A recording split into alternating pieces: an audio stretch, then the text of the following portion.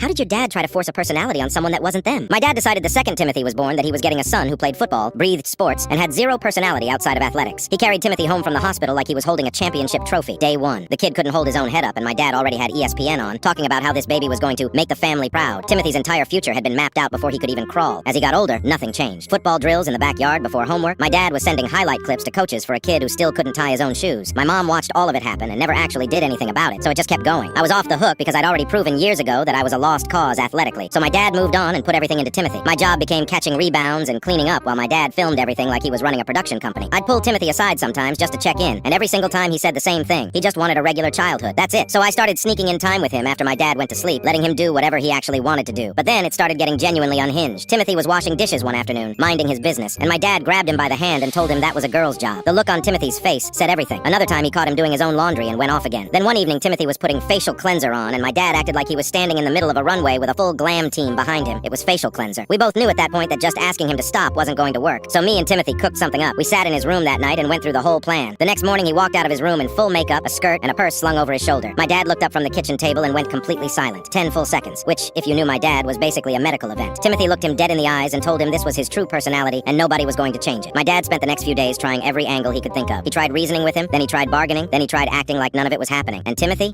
committed fully. He was running pass routes in the skirt, catching footballs with the purse still on his shoulder, running every single drill my dad set up, but doing it in the most aggressively unbothered way possible. My dad would call a play and Timothy would jog out in full eyeliner, nod, and just execute it. No complaints, no attitude, just Timothy, the skirt, and that purse. By day 4, my dad had stopped setting up drills. By day 5, he stopped referencing the athletic career entirely. Then one evening I walked into the living room and saw him sitting on the couch with the TV off, not on ESPN, not rewatching old highlight clips, just sitting there in silence, staring at the floor like he was doing math in his head that wasn't adding up. He never brought it up again.